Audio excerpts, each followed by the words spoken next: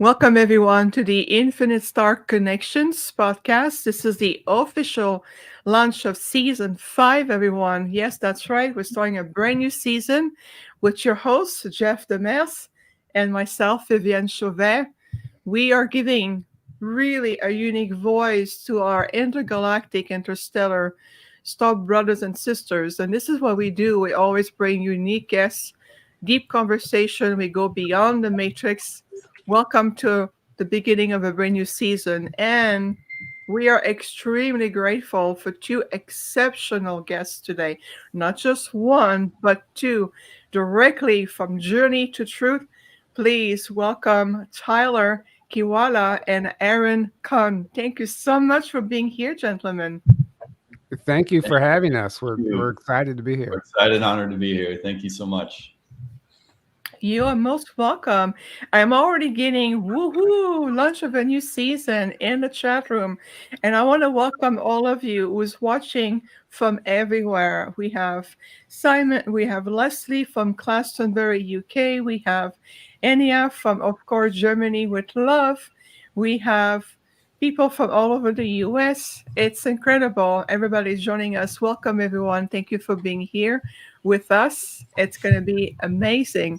So, of course, the two of you need no introduction, so your presence and your work speak for itself. But I would like to begin by just giving a taste, an idea to our beautiful international audience today about really who you are, each of you, and together you create quite a force of nature with what you do. So let's begin with you, Tyler. What would you like to share about your journey? What brought you to where you are today?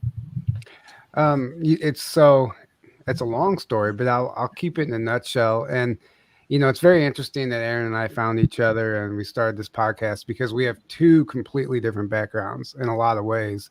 But there's some sort of balance when we get together, and the universe kind of took the wheel once we started the podcast, and things have been flowing very smoothly. But we have very different stories, and I think it's amazing that we even came together because in I don't know, it takes a certain frequency to attract another certain type of individual. So it's a testament to both of us that we went through what we went through and actually found each other. And I don't think that was by accident, but um, I grew up in a very, so my parents were divorced as soon as I was born, basically. So my mother's side was a very Christian family, and my father's side was very Catholic. And I grew up going to church in both churches, on both sides. And I just never really was resonated with it. I wasn't drawn to it. I don't know, wasn't into it as a kid. And as soon as I was old enough um, to get away from that, because it felt like everything was just being forced on me. I didn't like going, you know how it is. And as soon as I was old enough to get away from that, I did. And I started finding my own way, which I just stumbled into some friends who, happened to be atheists and didn't believe in anything. And it was just all science and evolution. And I'm like, yeah, that makes way more sense than this stuff and they're teaching us in church, in my opinion. And so I went down a very, just a very, not, I guess you could say not dark, but it was, there wasn't a whole lot of meaning to my life at that time. I was just like, if you're only here once and we're this insignificant thing, the way evolution and science teaches you, you don't really think that there's really much to live for. So you're just living life haphazardly and not really, looking into pursuing something bigger. So that's where I was until my mother passed away when I was 24. And when she passed away, overnight, almost overnight, things started happening in my life that forced me to believe in all the things I never believed in, and all the stuff that I refused to look at. It started off as negative experiences. I started getting like attacked astrally, the sleep paralysis, like ET abduction type of stuff. And it was very terrifying. It was actually it was the worst time in my life, because not only had I lost my mother, but now I'm dealing with these negative forces that I didn't even know existed, that I didn't believe in before. And now I'm forced to deal with them. But it was kind of like a blessing in disguise, because it sent me down a rabbit hole. It sent me, I had to figure out a way to do something about this. And the only way to do that was to open my mind. And if for one, talk about it. I didn't want to talk about it because I was scared of the ridicule that I was certainly going to get from my friends and family. And two, I just, it just sounds crazy. I didn't even want to talk about it because I didn't want to sound crazy, even to myself. So finally, I opened my mouth and I decided to tell my father, what was happening to me at night. And it was the moment I decided to do something about it and tell somebody, the universe provided help. Like some, it sent me down this path, and I was introduced to, simple things that I could handle at the time, like Reiki energy healing. And there's certain small things, but it all led to something bigger that allowed me to realize that I could actually do something about these attacks, and I didn't have to play victim to it. And then it turned into something beautiful after that. It's been a roller coaster. It wasn't like I just I had this magic wand and they were gone. There was a lot of lessons in it for me that I now realize I had to go through. And if I hadn't gone through all that, it was almost like training. And if I hadn't gone through all that, I wouldn't be the person I am today. And honestly, it gave me lots of wisdom as far as, the topics that we cover on the podcast, and a lot of insight and knowledge about these subjects that you can only gain by experiencing them and not reading about them. So I ultimately think it was a blessing. And, it's a long story. It's a long journey, but it was a death of my mother that kicked things off. And that was in 2011. So, it's been a while. It's been a long road, but I wouldn't say I fully woke up to the reality of the situation here on the planet until about 2017, 2018. I wouldn't say that's not until I really snapped out of it.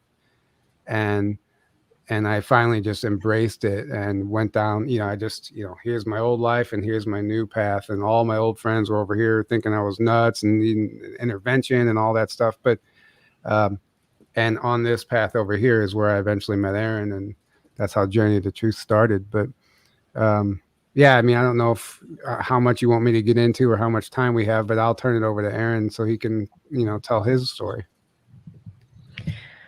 Yes, please. And we'll come back, Tyler. This is just the beginning. We're just at the beginning. So, but definitely want to know about an aspect of your journey, Aaron, and then how it converged the two of you and create how Journey to Truth became to be, the birth of it. So, Aaron, if you would choose. If you have chosen, you're here. Yeah. If you would please share with us.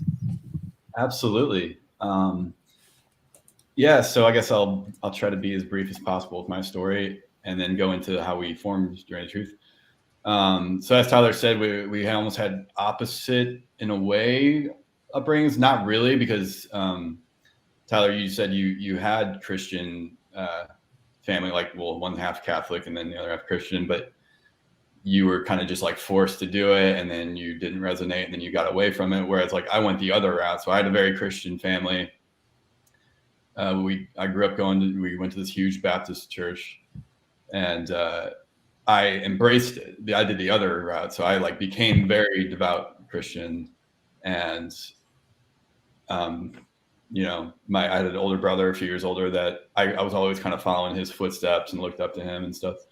I think that might've been part of it too. But I just embraced it and, became Christian and went to baptize and all that, and got involved in the youth group. And I was that kid, and I started playing guitar when I was 11, joined my first band when I was 18 with Christian bands at first. And so that was kind of my upbringing. And then when I was 25 is the first time I really started questioning my own beliefs for the first time. And these light bulbs were going off of why do I actually believe what I believe? And kind of realizing I had never formed my own beliefs. Really, I had kind of just accepted the package that was handed to me as the full truth. Right. And where I realized there was truth in it, and I had experienced the divine, I experienced God, and, certain things that I knew was truth because I had experienced it. But I suddenly was I don't think I'm being told the whole truth, or there's a lot more outside of this box, So I kind of started just doing research and realized the Bible's full of mistranslations, and there's tons of stuff left out of it and edited and all kinds of, all that kind of stuff. And that it's not as simple as like, we live this one life and then we go one other place for all eternity. Like, that's not how it works. I'm like, it makes way more sense that I realized reincarnation was edited out of the Bible. It was left out on purpose because it had to be like a control system, So I'm like, yeah, that makes way more sense that we're eternal beings, that like the true us is the eternal being, and this is like a temporary experience we're having. And then we have other experiences as other types of beings, and other dimensions of reality, other levels and stuff. And then I kind of just went down every rabbit hole I could find, because I was just suddenly like, I was out of the box I was in my whole life, and like everything was possible all of a sudden. Like, I wanted to know about aliens, if they're real, or all the spiritual information that we know, and like so I kind of just went down every rabbit hole I could find. I found David Icke was one of the first. First I kind of went down the 3D rabbit holes of like, I realized there's this global cabal, as we call the Illuminati, and that was like behind the scenes controlling things and manipulating and trying to do the New World Order. And I was watching like Alex Jones, back then. And then I found David Icke and like David Wilcock and Dolores Cannon and Jordan Maxwell and Alex Collier and Greg Braden. And I started kind of like going down all those rabbit holes and realizing, wait, there's a lot more going on here than even that. That's just like one thing on one level. And there's ETs, that are here and that are all over the universe, which made way more sense to me than that we're just this one race on this one planet in this vast universe. It doesn't make any sense. I was like, well, yeah, of course. Why did that light bulb never go off until now? That, something doesn't make sense with that, But so yeah, that was like the year of my big awakening. I had the dark night of the soul, the ego death, and I had to like find my true self and like grow, and so I was going through that, but I had no one else in my life to talk to about any of this stuff. My bandmates at my band at the time was a bunch of atheist guys, kind of like Tyler was saying with his friends, and they would poo-poo all this stuff. A couple of times I tried to like bring up some stuff, and they would just kind of poo-poo it and make fun of it. And I was like, okay, I can't talk to them about any of this stuff. My mom was like worried about me at the time at first, thinking I was getting into like demonic stuff or whatever, And I kind of had, but I was always like trying to tie it into the Bible, because it's all the stuff is in there when you have eyes to see, when you read the Bible with a different lens. It's like there's ETs all over the Bible. There's craft described. There's even reincarnation a few times, even made it through, and all kinds of stuff. They talk about the third eye, the pineal gland. It's all in there. So I was always trying to relate stuff to the Bible, and my mom could eventually see that I was in a really good place, that I was actually like better than I had ever been, and happier and all the rest of it.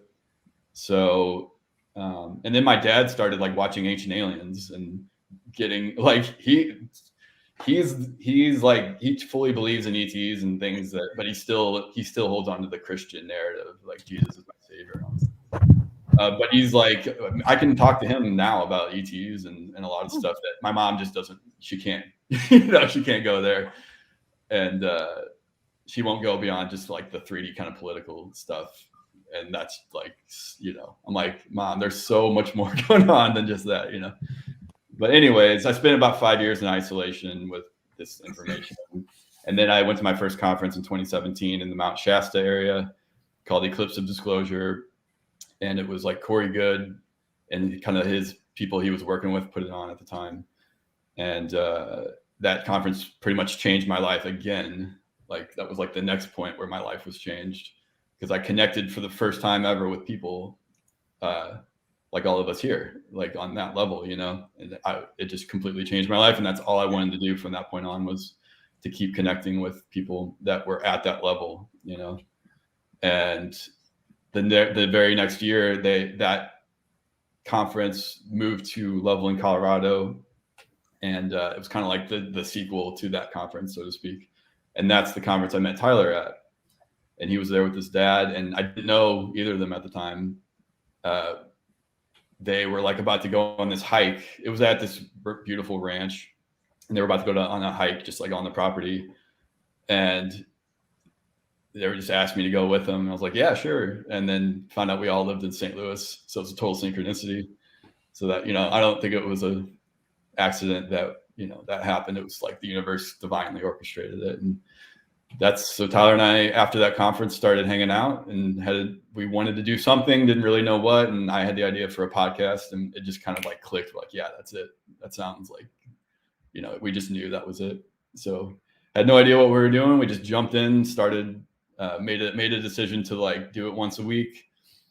And we would just reach out to different people that we had met to ask them to be guests on the show. And the universe it's been best way to do it for us ever since. It's like we jumped into this river that the universe had for us. And it's like been just flowing ever since and growing. And now we're doing our own conferences that you're about to be a speaker at. So yeah, it's amazing.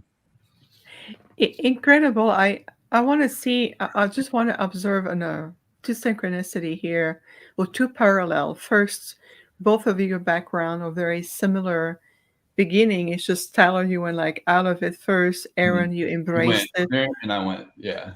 You're right. But the fact is that those two opposite scales still help you to bring you back to a point of awakening where you met at a conference in Colorado that was a sequel. It's all about UFO disclosure, opening the field.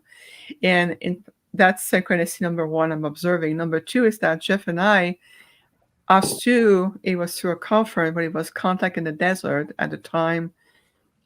That's quite a few years ago. And you remember, Jeff? Always remember, of course, when Jeff came to my booth, and his intergalactic group came and stood in front of him and looked at me. He says, "Who are you?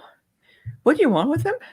And they were very protective of Jeff. They wanted me to understand who he was to them, and how they were very protective of him and loving him and who he really was at a soul level.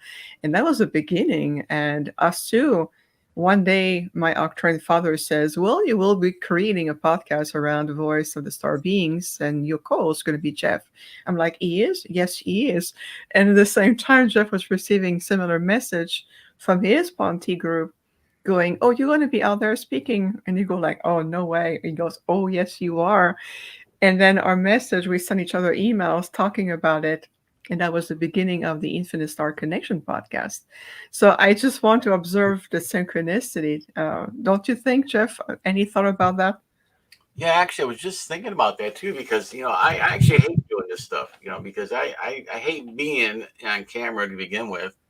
I'm more of a research guy, but it's interesting. We're totally separate. She's a spiritual one, and I'm more the ET guy and the nuts and bolts. So you guys are very similar in what the hell we're doing.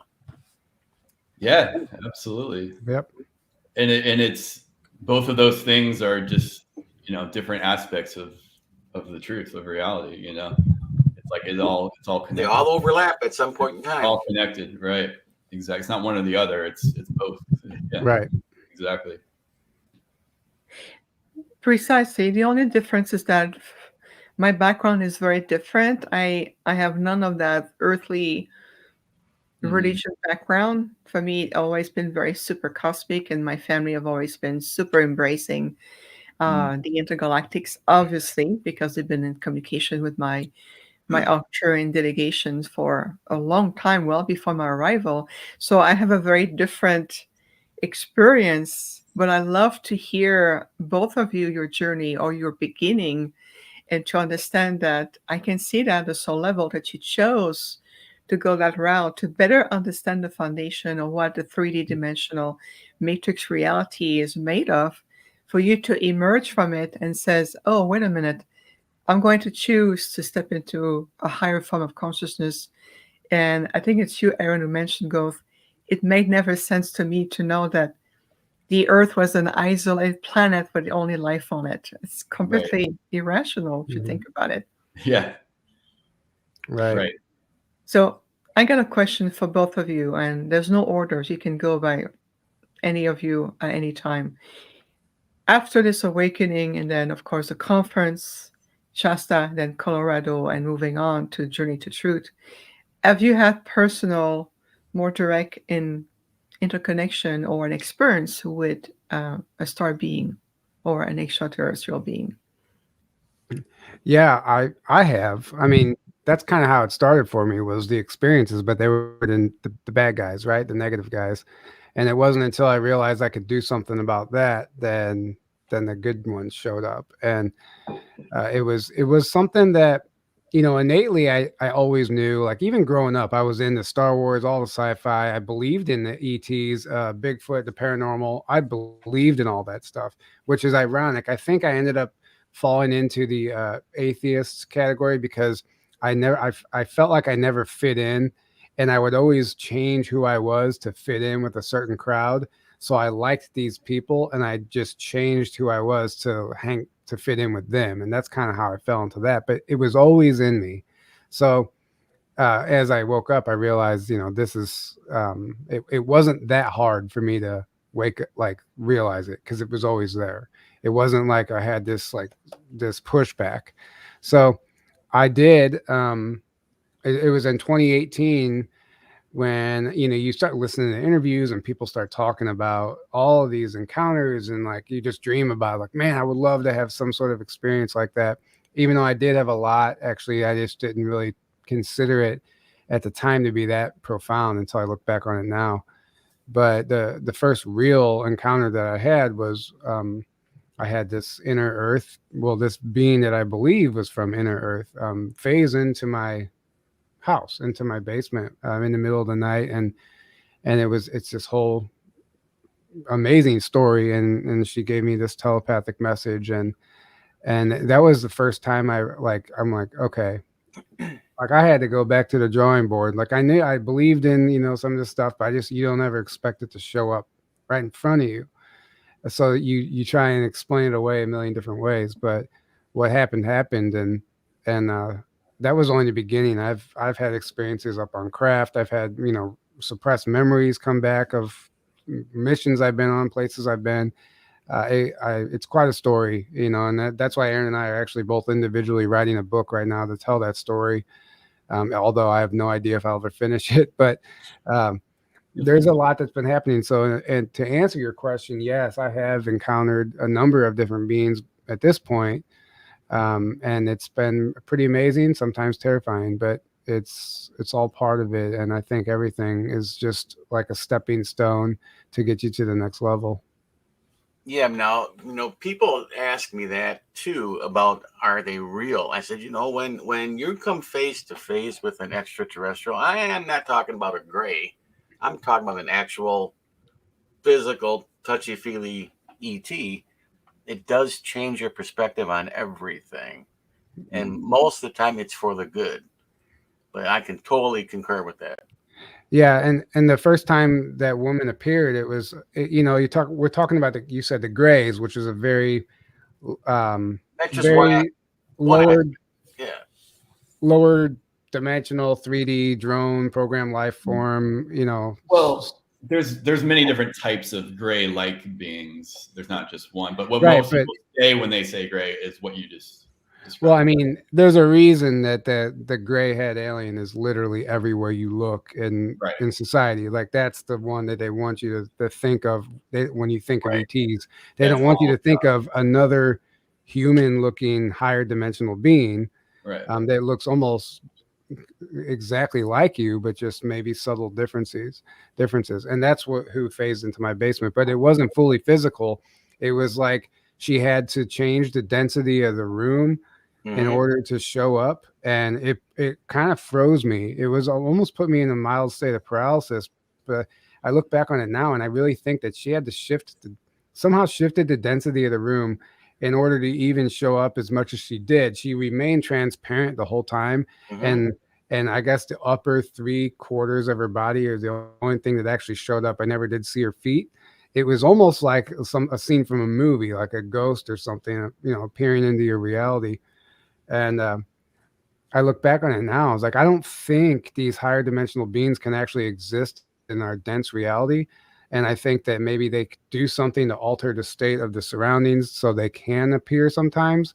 And that's why we don't see them more, because I think it's actually maybe even painful for them to be here physically. So I find it very, very interesting. And the message was, I wasn't ready. She said, honey, you're not ready yet. Like I was spending so much time trying to connect with these inner earth beings that I forgot about everything else that was important in my life. And that's the truth. Like I became obsessed with it. And I realized that I think they showed up. For one, I was adamant, I was serious, I quit eating meat, I did all this stuff. But two, I think they had to show up because they're like, oh man, this This poor guy's boy. going way off the rails He's here. not going to Right. stop. Yeah. Yeah, this poor boy is not gonna stop unless we show up and tell him, hey, like, hey, we're real, but you have other stuff to Yeah. do. You got to cool it a little bit. You know, you got to Right. still live. So, But you got an amazing experience out of But it. in a way, like it was the proof I needed, and it was the message I needed. So happened to me too. Exactly like that. really, that's Yeah. interesting. Do you mind telling that story really quick? Yeah, it's what we call the Ponte. It's the name that was given to them. They actually call it Mazzini. But The Ponte, isn't that what Sue Walker? yep, exactly. And yeah, they've showed up in my dreams a few times actually. Oh, really? Yeah, they actually are here all the time. They're here now. But I seen Giroudi. You know, she came into my mind, whatever. And she says, in words, do you want to meet? And I said, yeah, sure, why That's not? how it happened with me too. You know, and so next thing I know, and I know this sounds crazy and stupid, but it's the truth.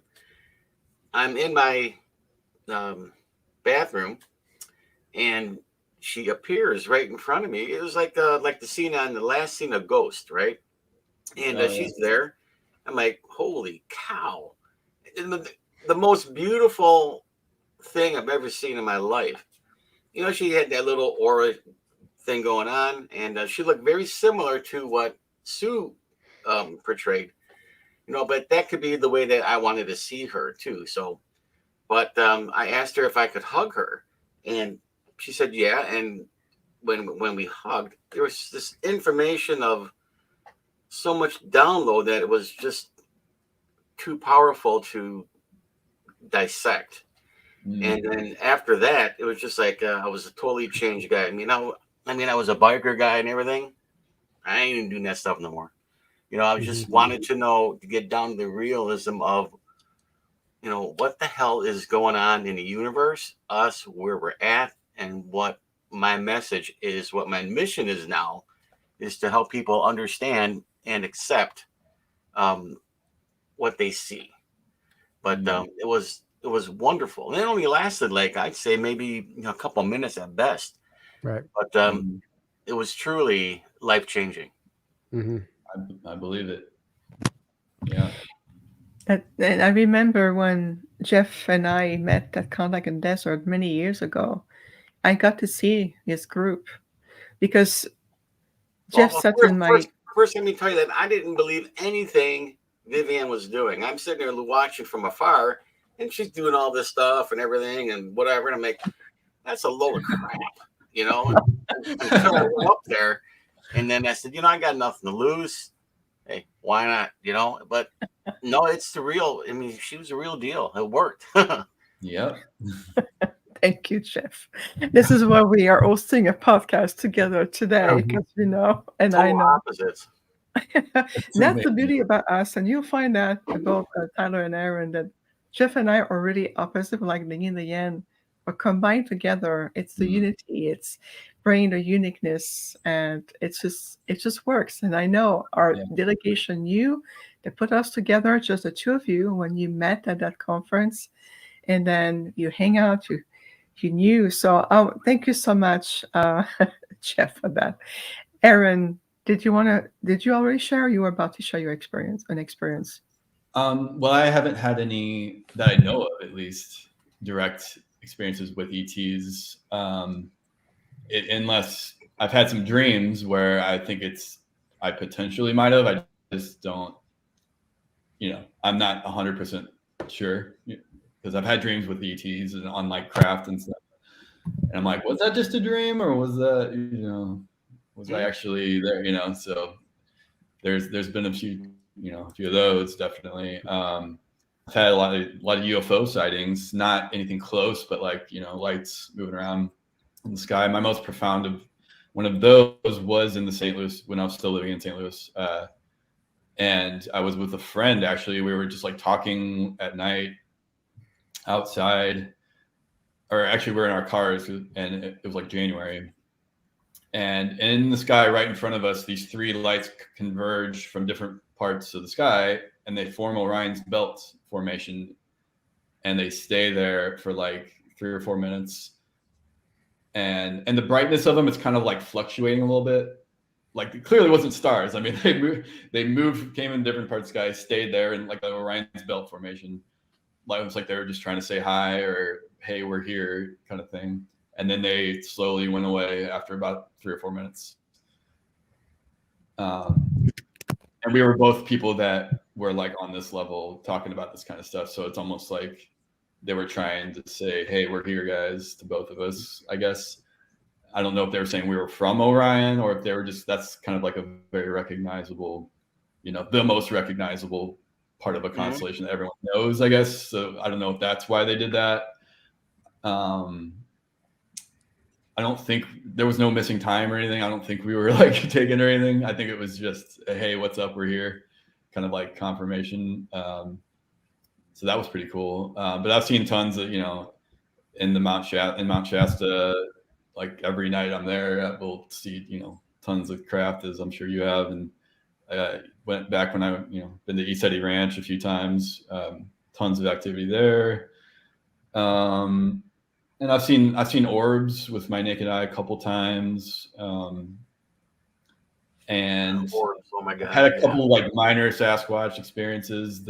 Tyler's had way more profound of those than me.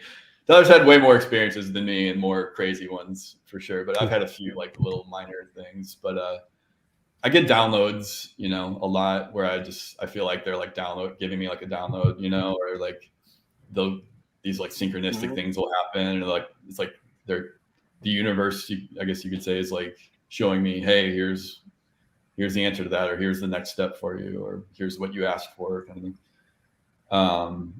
But as far as like ET, I haven't had anything like nearly what you guys have had yet. Well, Right. that you consciously remember of. That I can remember, at least, right? Because you know how they mind wipe a lot, and that, or it happens in your light body, and then you don't retain those memories, in the physical, unless you get a regression. Maybe if I get a regression someday, who knows, maybe something will come through. But Well, no, I'm getting for you, it's a lot easier than that. Those are concepts that we attach ourselves to. The thing is, these experiences are part of you. You can make the choice on a higher level to say, you know what, that part of me, or that spark of me in the human form, I can see that if I retain too many of these memories, it may potentially disrupt me, because you're not completely ready at that stage, at that point. So your higher self also have a say to it. You're very powerful.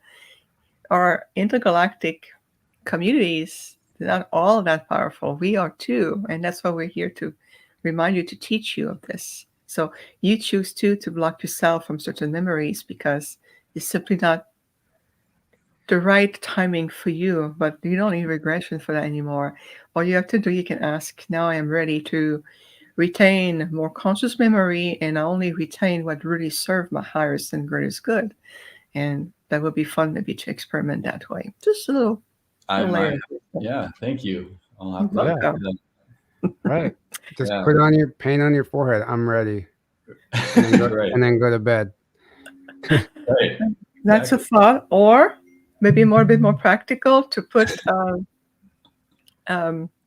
how could I say that? Put it on a piece of paper, put it underneath your pillow, so that your subconscious can accept it. But you have to mean it. I am ready.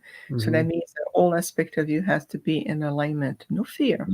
Right. And, it's in the certainty, the power of who you are, that you remember what you need the most. So that's one thing that's going to be important in 2024, in terms of shifting out of the fear paradigm and really stepping back more and more and more into the power that we carry, and even as an earth human.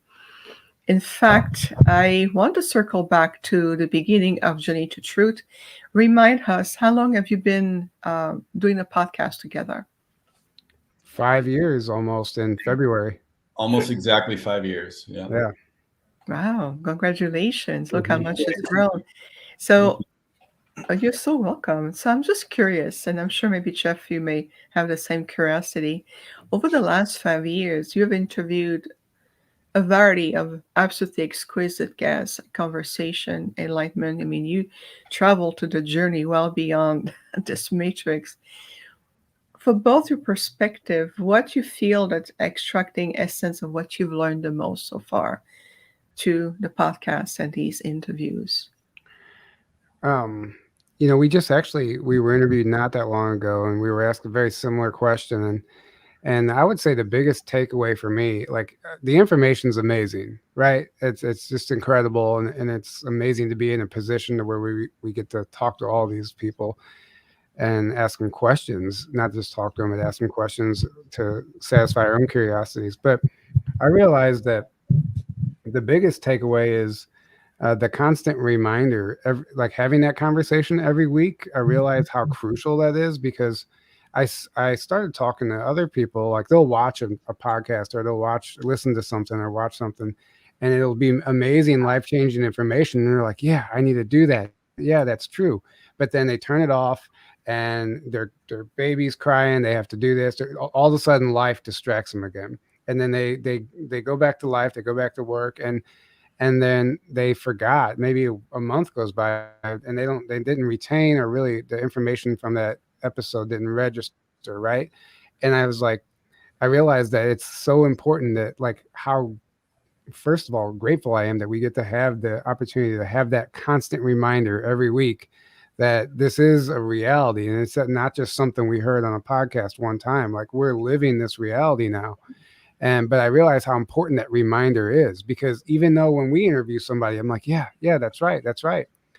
And I don't even think about it until next week when we're getting ready to do the interview, and then it comes back again. But then it's like that constant reminder, and I realize, well, that's what the dark's been doing the whole time. They just constantly repeat the lie until we believe it. But you almost need to do the same thing with the truth now. You have to hear it over and over and over again until you're reprogrammed, because you have to unlearn all the old stuff. So it's been a major, like, reprogramming, I guess, for us in a great way.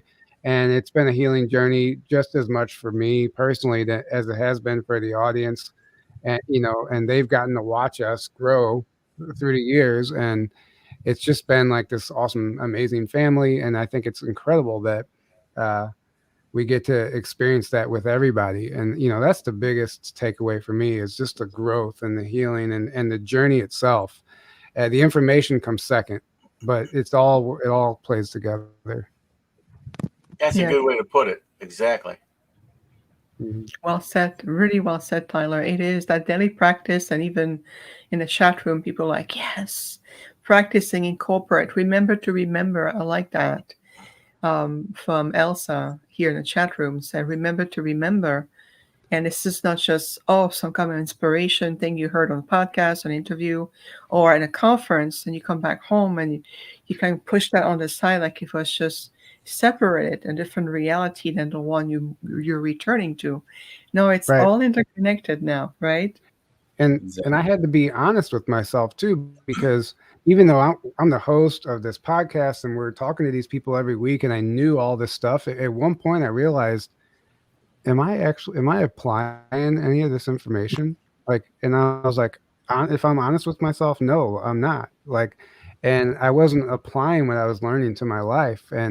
But had it not been for that weekly reminder constantly, that I would have even had that thought, that self-awareness to realize, okay, now I know all this stuff. I've heard it a million times. Now it's time to take action. And that's when the real change starts. And it fluctuates all the time. We go to, we'll get super into certain things, and then you can't do too much, because then you, like, get so far removed from the reality, and it's like you're not even happy anymore. So you have to find a balance. But you have to at some point apply everything you're learning. Otherwise, look, what are you doing? Absolutely. Absolutely. What about you, Aaron? Yeah, I mean, everything Tyler said, I just want to second that, because you're spot on. And to me, it's like because what I started realizing is that it always comes back to ultimately the self, is that all the power is within you. The truth is within you. You don't, like, all these external things are great and they're very helpful, but ultimately you have all the answers within you and you have all the power within you because you are connected to source, to God. You are not separate.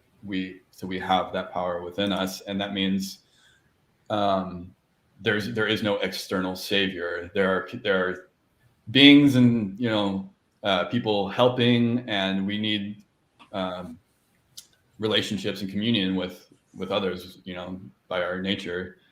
But if you are relying on something or someone outside of you to save you, and you're giving your power away, that's the complete opposite of what it's all about. And that's when I realized it's really about waking up to who we really are. It's just about waking up, because we already are who we're looking for. We just have to wake up to that and take our power back and step into our sovereignty, and then connect with others that are on that level as well. And that's so powerful, and that's what's happening on this planet now. And that's so, like, the light is so much more powerful than anything that they can throw at us or anything, right? So it's like it's already game over, in my opinion, as far as this, like, slave system. It's like, that's why we came here. We didn't come here to escape here. That doesn't make any sense. Why would we have come here in the first place?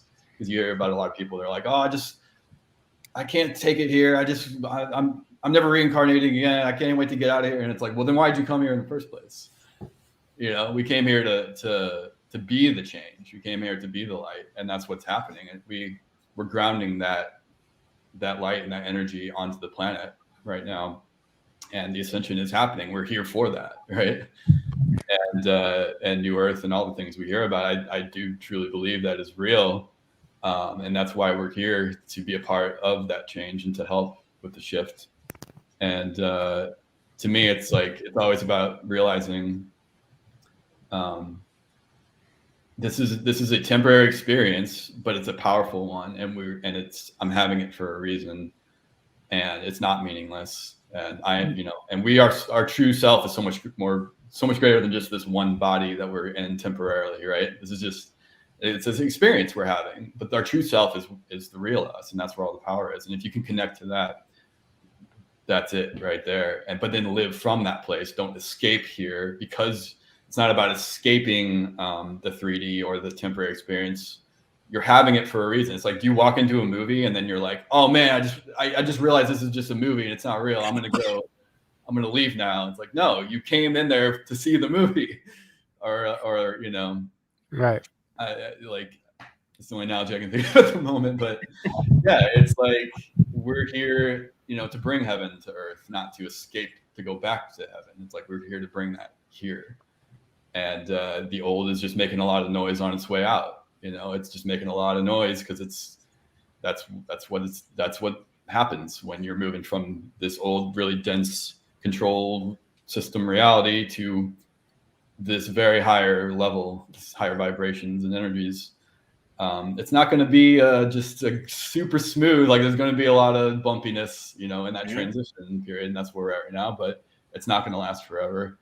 And there's a lot of lessons in that as well. Anything that's seemingly negative happening is teaching you to take your power back, and is teaching you something, and you can grow and learn from those experiences. And then you don't need to keep having negative experiences and suffering all the time if you've already learned those lessons, right? So, yeah. I like that. There's a lot of really powerful keywords of what you just said, Aaron. Moving into a sense of powerless, I want to escape, high to, I'm here to be a powerful paradigm shifter. I'm here to anchor the light. I'm here to see the transformation of that movie into a higher level of reality, because even the implementation of that 3D so-called slave system was implemented for us. So that too was brought in as another level of somebody else's reality. So when we awaken from this, we start to realize that you have everything that you need within you. You brought with you at a soul level everything that you needed, all the resources, the remembrance, the experience, everything is encoded in you. So again, there's a lot of different very powerful keywords. I just want to observe and say hello to everyone joining us. We have people from South Africa, Bulgaria, Sweden, Australia. We have people from Greece. I mean, it's just incredible. Wow. Right now, thank you, Megan. Right now, we are forming a global community of light, and we all talking about remember who you are, remember take your power, remember that you brought with you something unique and you've came here to make a difference. Who says, let's change channel on the movie station and Right. says we're no longer going to sustain or give our authority, our light, our agreements, our energy, the best of who we are to sustain that movie, so to speak. Jeff, any thoughts or question for our guest today? Yeah, actually, I would like to dive more into their conference if we can start doing that, because that I think that's important to get into. Like to know pretty much how did you guys get it going, and um, It, Tell you want what to does take it that? take to keep it going? well, same way with the podcast. We kind of did it with no expectations, no plans. I mean, the Yeah. conference was a little different, but we just jumped in and started it. We just did it and then figured it out after the fact. And we learned the hard way, and that's how the conference, that's how the podcast started. The conference was the same way. There was a number of people in my life that kept suggesting, Journey to Truth should do conferences. You guys should do conferences. And at the time, it just didn't resonate. I just didn't know. It seemed so far out of the realm of possibility. But then I found myself in a position where I was all of a sudden like, we were asked to be a part of some conferences and asked to speak at some conferences. And I realized that I would somehow get sucked into the planning party. And like I was there in the back end of a few conferences and I saw, what it took to put these events on. And then I would reflect on it. I'm like, man, these people are making it way harder than it has to be. Like You're seeing what not to do, and you're like, yeah, and I'm just like I can do this better. so I would, they would have these big Zoom meetings with like 12 people and everybody would be throwing these ideas around and it would be like over analysis paralysis. Nothing would happen. And then, everybody wanted their idea to work. And like, there was no solid foundation. It was just a mess. Yeah. It was always chaos. They pulled it off and it worked. People loved it. But I was like, man, I could do that, but better and easier. And so we just decided to basically plan our own conference. And it was, at first I was like, oh, this is easy. Just build a website, blah, blah, blah. But then, I got in over my head and it was super stressful, probably the most stressful time of my adult life planning that first conference. And,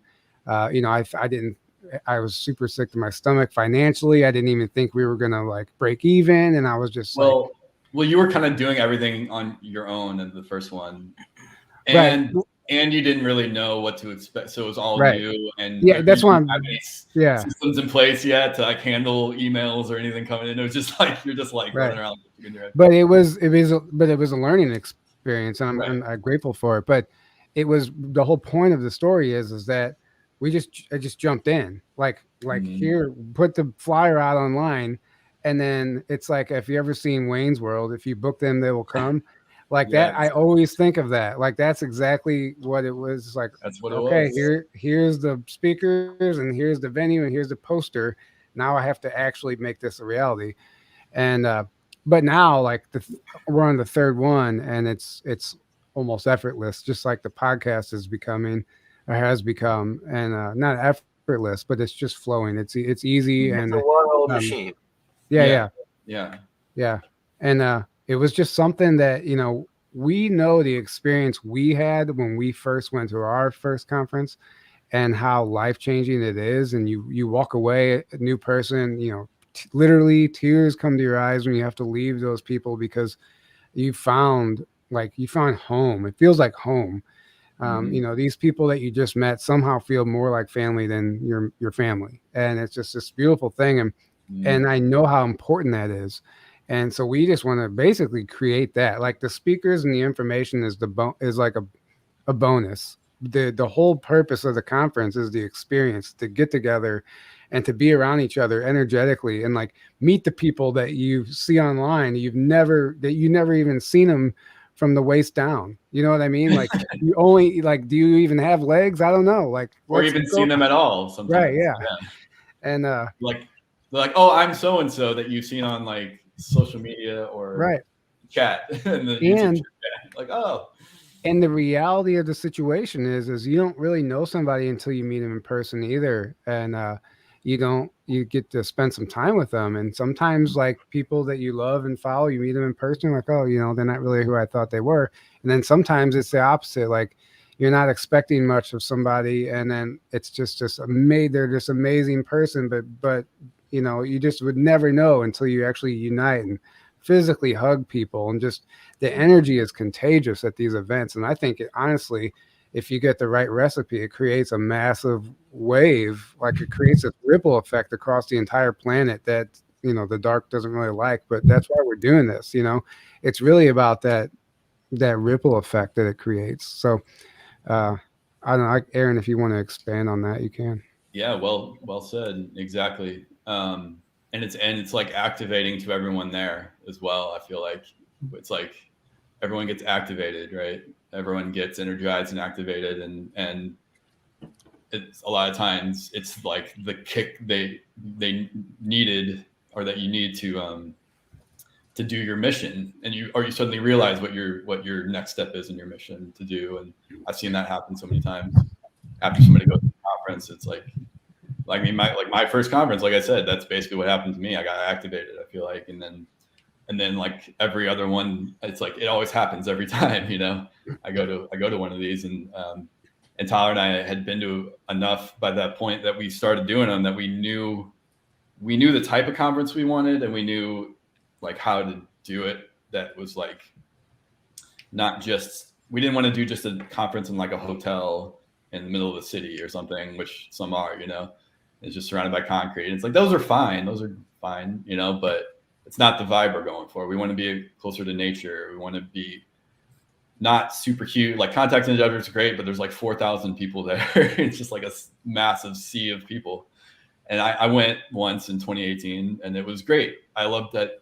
I loved the experience once, but then I realized I like the smaller, more intimate conferences where it feels like soul family. You feel like you're just hanging out with your soul family, and it's very activating. And so we kind of modeled it after that, and intentionally small, which is counterintuitive. You think, but it's like we've been to the big ones, and it loses that spark, that magic. Mm-hmm.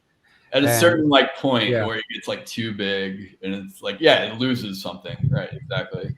So that's why we like, having it like more intimate.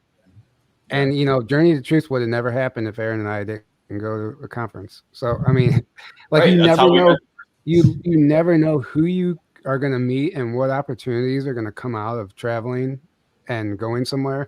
And we realize that we're talking to the whole world right now. So we have, live stream passes are available also, if anyone who can't make it in person, which is just as amazing. And we try to make it as interactive as possible for the people who can't, physically come. But you never know who you're going to meet and what opportunities are going to come out of it. So that's why we encourage people. A lot of people throw up their arms when they see how much it costs. But I mean, do you not see the cost of living and everything right now? Like, that's just how much the world costs right now. We're just trying to do this as affordable as possible so everyone can be happy and create a space that is just create an experience that people are going to walk away from and say, wow. We're not price gouging, trust me. That's how much it costs to do at that location, And, plus it's not all on the West Coast. For once, there's something in the middle of the country that we can go to, instead of traveling all that way. Right, exactly. And that's why we're like all the Midwest and South people, like they don't have to travel all the way to a coast, or the West Coast. That's also intentional as well. We wanted a Midwest conference, so you can road trip it or fly, and then a lot of the comments from some of the people in California and stuff are like, I wish you would book it on the West Coast so I could come. I'm like, well, I mean, can you not fly? There's like 30 other conferences already on the West Coast. Like we're trying to cater to everyone here. And, and so. But let's just bring details for those who may be not knowing what you're talking about right now. So you're talking about the upcoming event in May, this May 2024, Rebels of Disclosure. That's what we're talking about. Yes. Can you give us a bit of the dates, location, detail? Everyone, the link is on the screen right now. I encourage everyone to click on it. And I know we have audience from around the world, and we honor you dearly.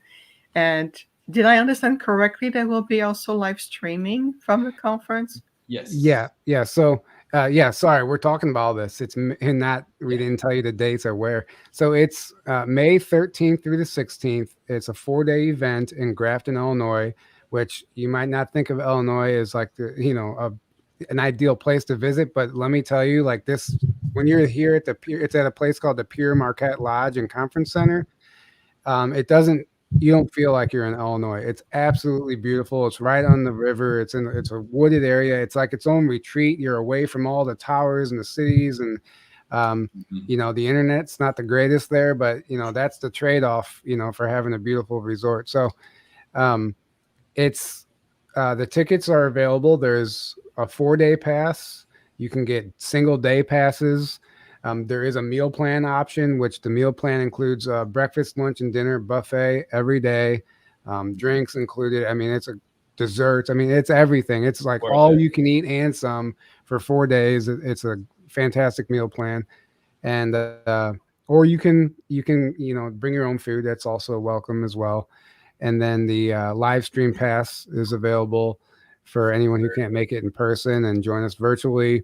And if you're interested to know what the live stream kind of entails, you can go to our YouTube channel and find our just Journey to Truth podcast on YouTube, and you can find some of the old presentations we've uploaded from the past conferences, and you can kind of get a feel for what you're going to get when you buy the live stream ticket.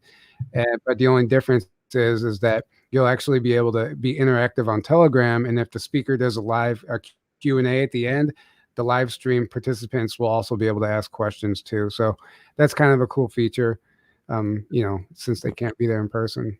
And the live And stream every is $88. So I think it's the cheapest we've had it so far. Yeah, live streams 88, and every in-person 4-day pass comes with a live stream pass automatically. So Mhm. you're getting double that value, and it's just a cool feature. So we in Grafton, Illinois, Pure Marquette Lodge, May 13th through the 16th. We have a great lineup of speakers covering all subjects of the awakening and disclosure, and just kind of try to encompass it all. We have nightly sky watches and bonfires, which are like the best part of the whole event anyway. Like there's nothing better than just hanging out with everybody around the bonfire or up on the cliff. There's this amazing cliff where you just all get together and you have an incredible view, and we just sky watch. And there's Sasquatch activity like every year out there. People have had Sasquatch experiences. I mean, last year was really, really awesome. And it's just like a little paranormal hotspot too. Like there's so much stuff that Mhm. happens. It's a fun week. It really is. Well, I look forward to be there with both of you and all the other distinguished speakers and amazing people going to be coming. Of course, my husband Peter will come with me. And I did look at the site, and it really has this wooded Gaia energy, and yet very open to more cosmic connections, elevation, higher consciousness. It felt much more organic, natural. So I see what you mean. I was not familiar with Père Marquette place or the center itself, and I never been to Illinois myself. So definitely, and I'm in more in the southwest of the United States, but we're going to fly to be there, and it's just going to be my first time. So thank you so much again for inviting me as a guest speaker. It was a very honor to receive your invitation. Yeah, we're Yeah, excited to have we're you. honored to And have you. Thank you. yes, Thank you so much. Thank and the cool thing about the venue too is the employees. They say that our event is their favorite event that we've held there the past 2 years, and they like last year they were all wearing the conference shirts, and they're excited about it too.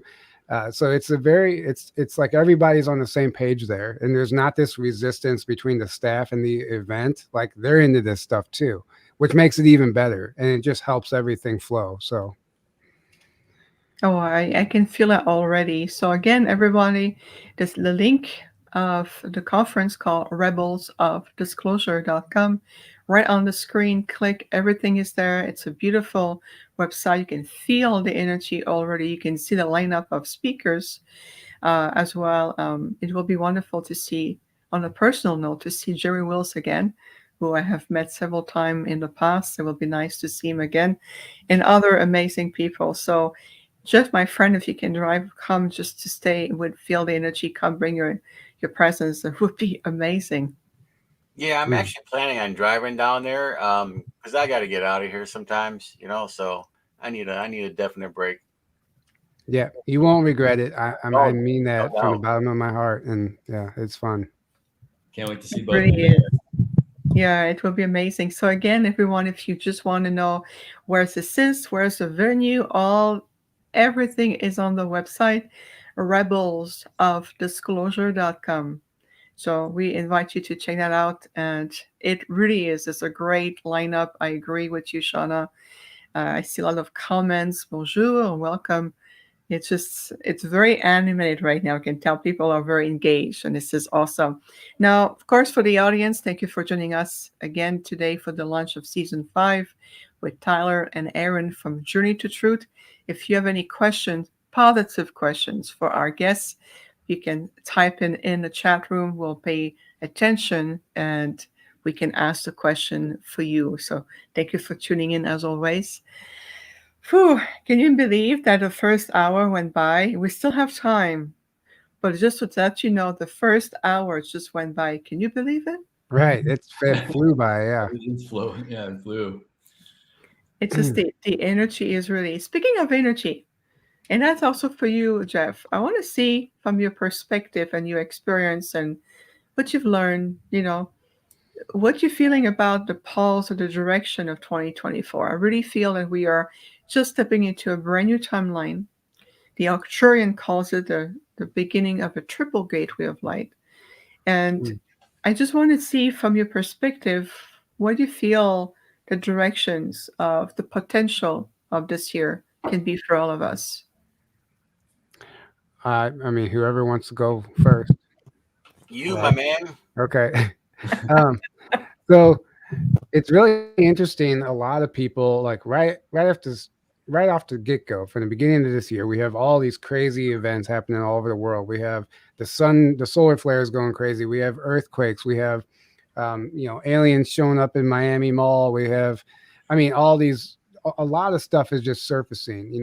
Even in politics, the very 3D level stuff, all the way to the spiritual stuff.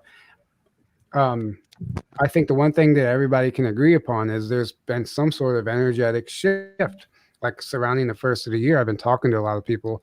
I always like to gauge and see where my friends are at, and a lot of them seem like they were knocked on their ass the first week of the year, and it was very, like this very dense shift, and but they knew something shifted. Me, on the other hand, I've never felt better. Like I felt like I shifted and turned a new leaf at the turn of the year, and I've been feeling amazing. I felt lighter. And there's a whole number of things that have been happening. I've like had this clarity. I felt like I shifted, and there's like these memories coming back now. I have like nightly recall now this year. I haven't talked about any of it really yet. There's just like stuff like in my brain that just like ready to come out, and like I'm writing stuff down, and it's just weird. I've noticed a shift, and if it's any sign of what's happening for the collective, like it's exciting. And I definitely think that this year we're going to see a lot of events, and it's going to be maybe even look like a shit show. Who knows I mean, you turn your TV on, what you're going to see, but the UFO sightings are off the charts. I mean, the conversation has gone interdimensionally. David Grush, say what you want about him or not, he's using terms like interdimensional beings. We have the Miami Mall, whatever actually happened there. The narrative surrounding it is that a portal opened up. So we have the collective narrative talking about interdimensional beings, portals. It doesn't matter if those events are true or not. Like we have, or what happened at the mall and David Grush, whatever. But we have this collective awareness now. The conversation has changed. It's shifted. Our children are being born into a world where these things exist, and they're not ridiculed anymore for exploring that and talking about it. And I think I'm expecting a big year and a big transition. And there's always predictions online. I don't put any weight into any of that stuff, as far as dates, like people are saying we're going to have a financial collapse and a shift and all this stuff. All of it's on the table. Everything is on the table. Nothing would surprise me at this point. But I mean, at this point, I think we're ready for some sort of catalyst. It can only be for the best in the long run, I think. And I'm excited. I agree with you. That's all I'm going to say. I agree with you, and I hold the energy with you. Aaron, what's your take? Yeah, I agree with everything Tyler just said. This year I think is going to be, I mean, we've already been seeing, it's like every year, I feel like we get more and more alien and ET events happen. The UFO sightings keep increasing. They're off the charts. So it's like the ETs themselves are pushing disclosure with or without us. And I've known that for a while now. It's almost like they were like, we hear the stories of decades ago. They tried to come to the governments of the planet and work with them, and they got snubbed, and they made deals with the wrong ETs for technology, and then, all the rest of it. And a lot of that's from, really the deep state, not even the surface level of the governments. But it's like they know humanity is now ready to, like, we're not going to all run in fear. We're not going to, we're more ready than we've ever been in recent times to know that they're here and know, that we're not alone. And that I see just all of it ramping up this year. I feel like the truth is all coming to the surface of everything. And there's a lot of dark, nasty stuff that is coming to the surface to be seen and acknowledged and cleared, and dealt with. And then we can wake up more, stop feeding into these systems that aren't serving us, and start creating new ones that do, and start creating the reality that we actually want to create, and stop living as slaves, basically. So I see that happening more and more. And definitely, I think this year is going to be a huge in that regard. No matter what happens, I feel like, we're really going to see even more of people waking up, taking their power back, acknowledging that we're not alone, connecting with ETs, sightings and experiences off the charts. And I think it's going to be amazing. Absolutely. Another beautiful layer you just added, Aaron. And with that, what I heard is we're disengaging ourselves from the autopilot. So that means that we're no longer just walking by those 3D reference and absorbing everything and going by autopilot. So that's what came through me when you mentioned that. So thank you for bringing that layer. Jeff, my friend, what's your take? Any thoughts, wisdom, guidance from your Ponti, yourself? Anything you want to add? Just your basic, don't believe everything you see. There's always a reason for something, like this mall alien stuff coming through a portal. Could be Project Bluebeam. I have no idea. But just the education, the understanding of what is happening, I think we're going to see a lot of that this year. And so just, arbitrarily believing, oh, that's a mall alien. No, there's more to it than that, man. You have to dig a little bit deeper.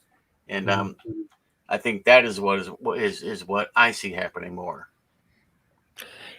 You're making a good point too, Jeff. And if I look at just the report of the portal opening in the Miami Mall, well, from a 3D perspective, that place, a location we see as a 3D shopping mall is very mundane, right? Very baseline. But because we're shifting in the frequency and we're shifting in the vibrational stability, the Earth is moving into a new vibrational alignment. Those portals are bound to open at different places around the globe, even though in places that we identify as very mundane, very 3D, to them it doesn't seems like that. That's because the grid system are shifting. Right. So I have personally no clients, and I won't say anything about their details for privacy, who can just be witnessing, start being or interdimensional being, walking, seemingly walking down the street, waiting for the green light to come and move. But then those beings saw my clients watching them in real time, like we are together on this podcast. Yes. And then they realized that they could be seen by a human, and then they changed their demeanor to make it look like they fit in more. But they were on a street corner waiting for the green light to turn and cross the street.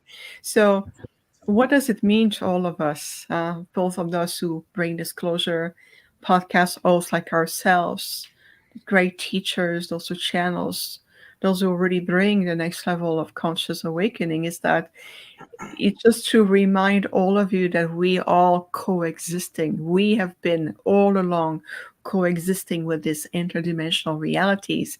Now it is starting to pop in and out more because the vibrational aspect of you and your planet is shifting. Does that make sense? Yeah. Yeah, I Yeah. agree. I agree 100%. And I think that whatever's happening, everything's frequency. I think we're looking at like realities are merging right now, and what we're seeing is bleed through in a lot of areas, and there might even be like what they call soft spots or weak spots where might have even been created from government experiences and or experiments. I mean, uh, them tampering with time travel technology and all that stuff, like they weaken the fabric of our reality. But I think what happens is there are so many places now where so many holes that almost two realities are starting to merge, and that higher frequency is merging with us, and we're getting glimpses of it now. And some people are calling it a glitch in the matrix. People are seeing like two suns and more than one moon and like all these unexplainable phenomena. But maybe it's just the fact of the matter is that we're merging with another reality, and at certain times the frequency is heightened, or where you're in, or you're resonating in a frequency to where you're able to perceive it. And I think that's going to happen more and more, like you said. I was Mhm. just on a trip in Arkansas where my friend, who's also a channeler, she communicates with this group, and we go around and do some grid work and stuff, and we hike this mountain in Arkansas, and we get up into these higher frequencies, and everything changes. It's cold outside, all of a sudden you don't feel the cold. It's like really weird. And we had this, for lack of a better term, Sasquatch jump out of a tree right behind us, and we heard the big thud land behind us.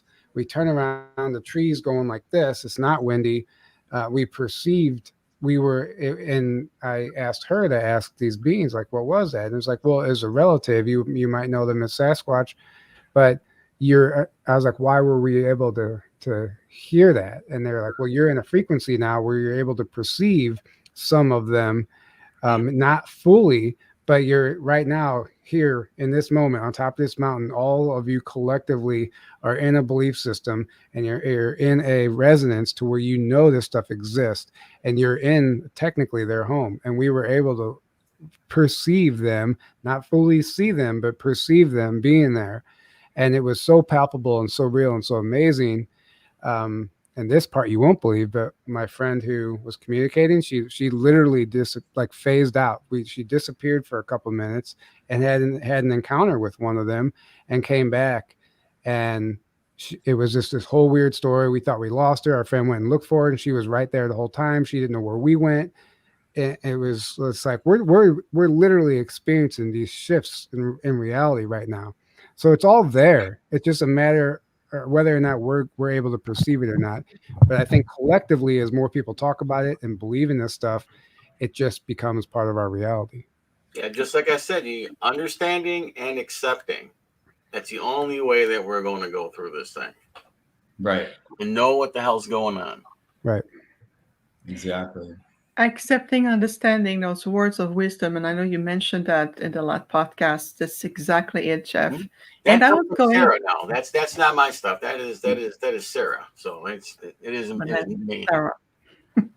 That's perfect. I mean, the wall of wisdom, acceptance, and understanding. I was going to ask both of you actually, to see that how can someone who's been on their journey and they're diligent, they really want to awaken their consciousness, what would be steps practical step they can implement to really readjust interdimensionally, or the frequencies, or the level of acceptance and understanding? What would be some step you would recommend? That's a good question.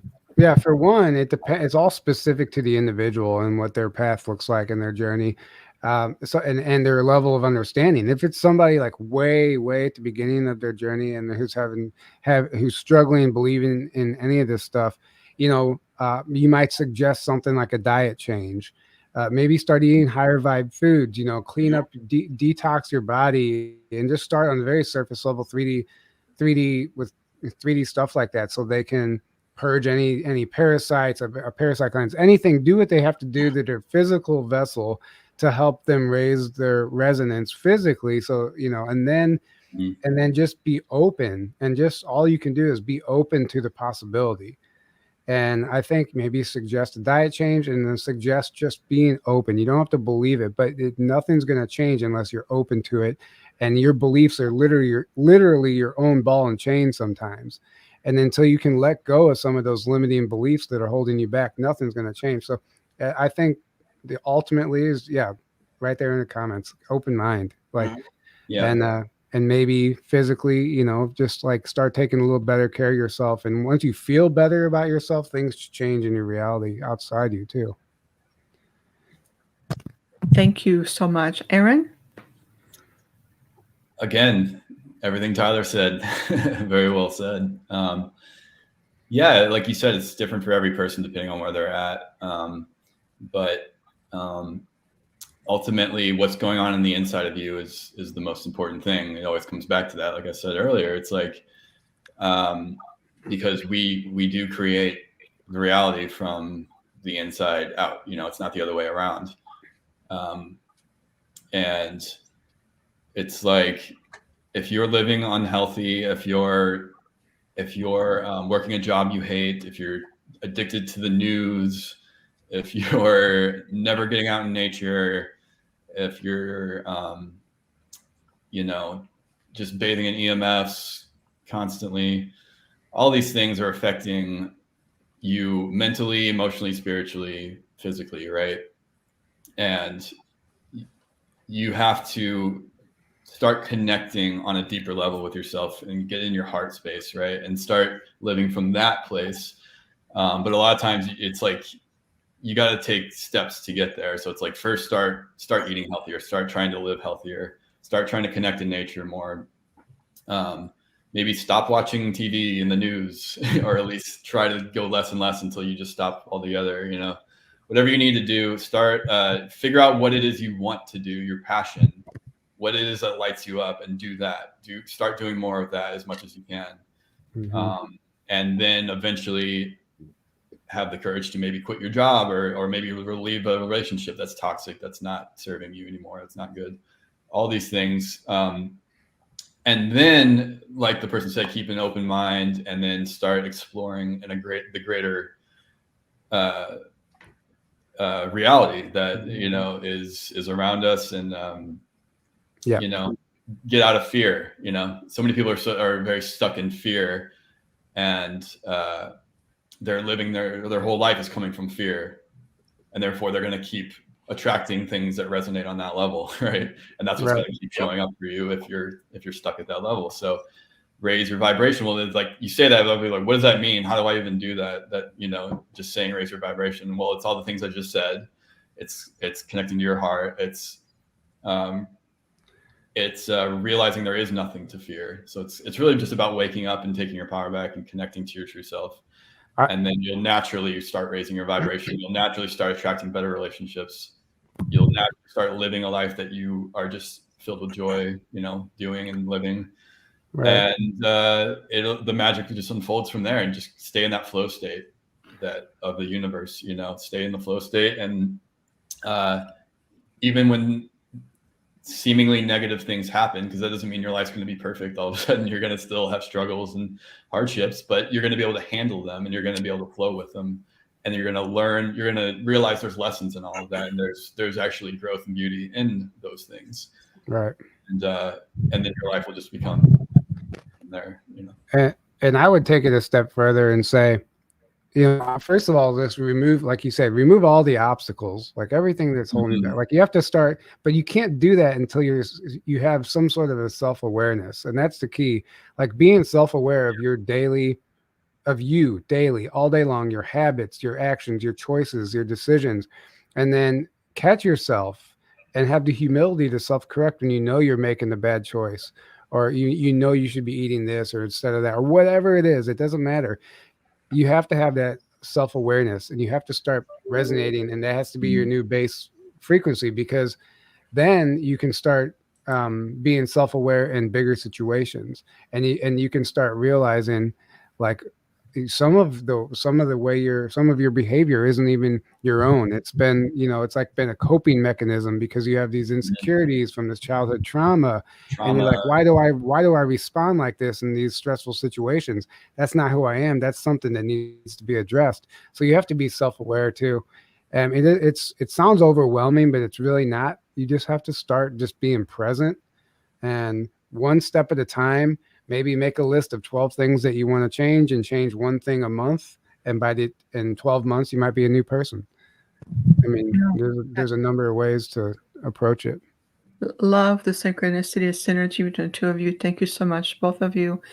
Jeff, again, the two words that Sarah, have brought. You want to add another layer or anything else to that based on your own experience? Well, actually, I'm done with my second white paper on that. I just have to compile the chapters together. But yeah, it's just everything about understanding and accepting, and like these guys said, your food intake, getting rid of all that negativity. Just take a breath, relax. It's going to be okay. This isn't for everybody, but it's going to be for mostly everybody. And just one step at a time. It's not going to happen overnight. Mm-hmm. Exactly. Right. Just make the commitment to yourself to keep growing and trying to become the best version of yourself. And don't beat yourself up when things don't go perfect. Because don't beat yourself up and be super critical, because right. Well, and you need to be loving yourself, and that's not self-love when you do right. That. Right. And that's just it. Like you can almost start taking it too seriously, like I did at the very beginning, and I forgot how to even have fun. Like I was like on this spiritual mission, and I'm gonna be this better person. I'm gonna do this, but then I started taking it so seriously. I quit doing everything. Like I just stopped doing everything because there was like this guilt surrounding it. But I realized I created all that in my head, and I just had to let go and just not take it so seriously. And if I did something that might be deemed as negative by the community or whatever, like don't beat yourself up. Just do what you need to do to get through life, and do your best, and that's all you can do. Yeah, this stuff can be all consuming, but you still have to live your life no matter what. So just take a few minutes and just right. stop. Mm-hmm. Very true, very true. So one more time, I'm going to show the website for the upcoming beautiful, unique conference in May in Illinois, rebelsofdisclosure.com. We talked about it earlier in the show. If you missed this episode, go straight to the website. You'll understand what we mean. Put together by both Tyler and Aaron from Journey to Truth podcast. Very excited to be there, rebelsofdisclosure.com.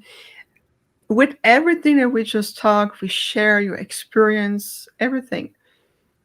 Just what is your intention this year to create at a conference? Like what is the energy that you want to? Or is there a theme of this year?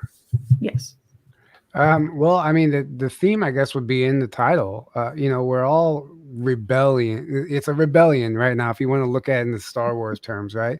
We're like the resistance or whatever, people who just go against the grain, and aren't afraid to break the rules, because the only way to get where we're going is to break the rules. And I'm not like advocating that people go break the law and whatever, but I think you understand what I mean. It's like, we're all rebels in our own right, and we're all here fighting for the truth and doing our very best to shift the paradigm. And I think that's the overall theme. It's just like uniting and like creating that, like I said earlier, it's like a nuclear explosion of white light that's just gonna impact the entire planet in the ways that we can't even perceive or comprehend yet. I think that's the We're goal. We're living authentically from our true selves rather than the false self. We're rebelling against the false 3D matrix, which wants to keep you in the false self, keep you tied to it, right? And keep follow your heart. Yeah. Instead, we're rebelling. We're living our truth and following our heart. Right. Exactly. And we're it's like the false matrix is on the fear frequency, right? And we're living in the truth and the love frequency. It's a complete different thing, right? And it's like we're going up to that level. So that's what it's all about. Yeah. There you got it right there, Aaron. We're moving out of that fear, retractive energy into the love frequency. Absolutely. Mm-hmm. Absolutely. So before we wrap up today, just to make an announcement, the next episode will be on Sunday, January 28th. Exceptionally, a new time. It will be 7 p.m. Mountain Standard Time, which is 9 p.m. Eastern Time. We understand that on the global level, it may be really early in the morning for all of you, but nonetheless, as you know, everything is recorded. We'll have another amazing guest, Sheila Seppi. She is the founder of the original concept of the Galactic Alliance and the Conscious Awakening Network. She is known as a walk-in from Andromeda, and we love our Andromedan brothers and sisters. So we're going to have another really beautiful cosmic universal conversation with Sheila Seppi, Sunday the 28th of January at 9 p.m. Eastern Time or 7 p.m. Mountain. But right now we're still with beautiful Tyler and Aaron, and your presence radiant, really radiant, your truth, your authenticity, your journey speaks for itself. I love the way you've been very generous in your sharing, very inspirational. I can see that. The chat room has been very grateful, lots of positive energy, inspiration. Gentlemen, a few last words of inspiration for everyone, maybe? Yeah, I'd actually like to address a question that we missed from Lisa. She said, Tyler, did you have any doubts when you have experiences, or has that changed over time? Obviously, like there's always that cognitive dissonance that tries to explain away a fantastic encounter that you might have.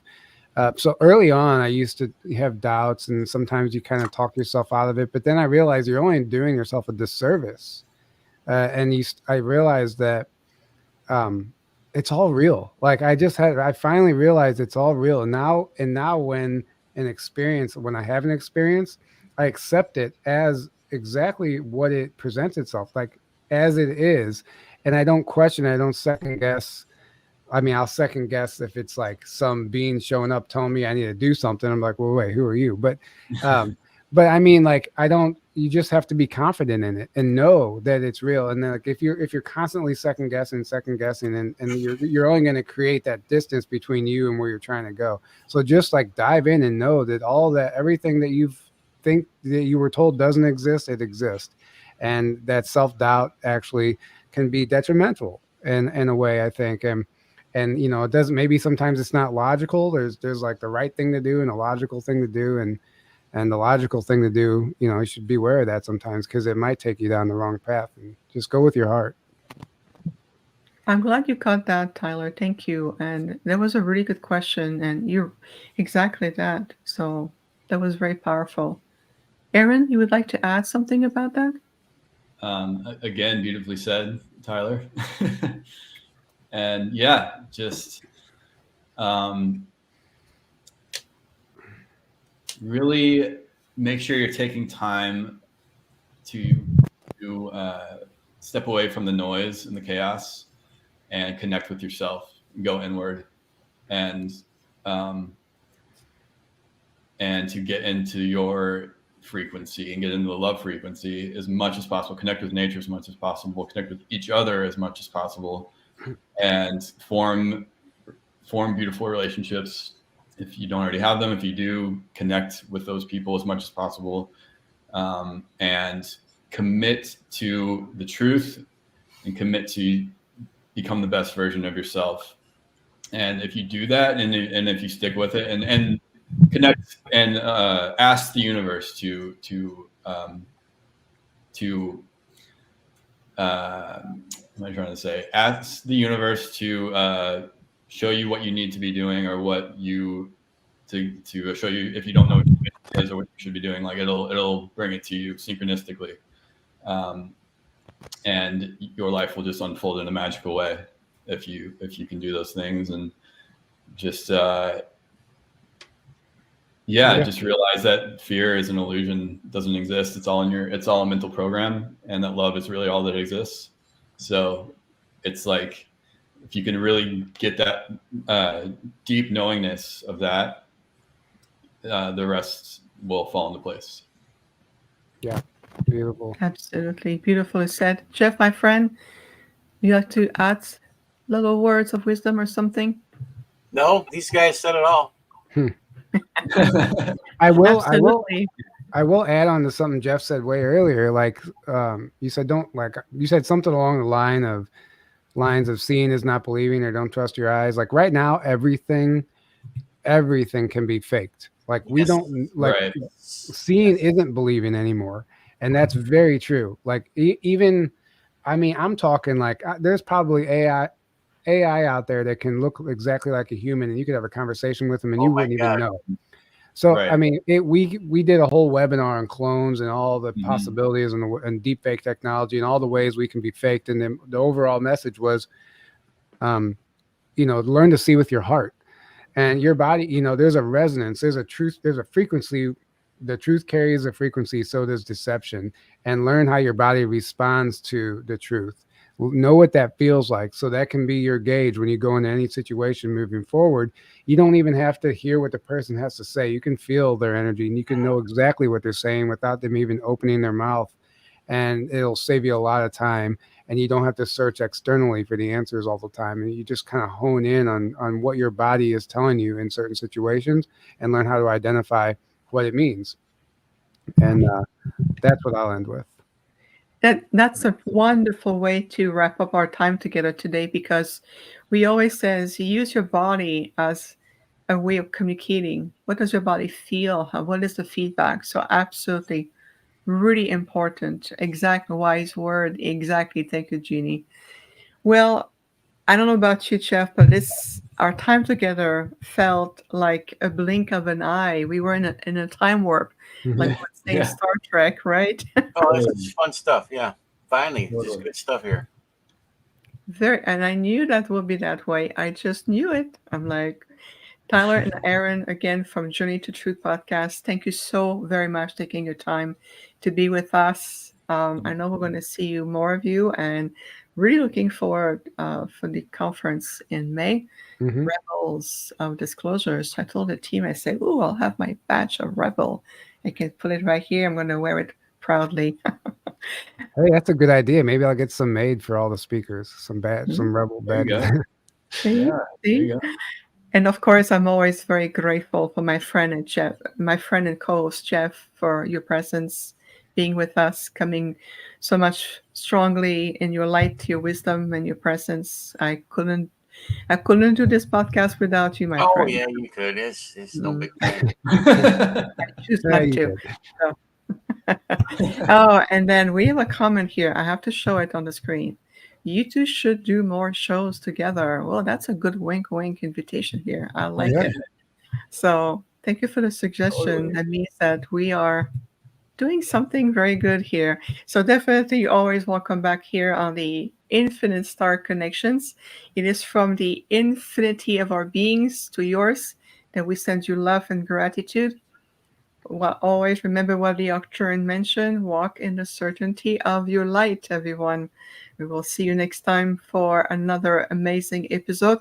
In the meantime, much love and gratitude to both of you today. Thank you so much. Thank you. This was so much fun. It's been a blast. Thank you so much. Thank you.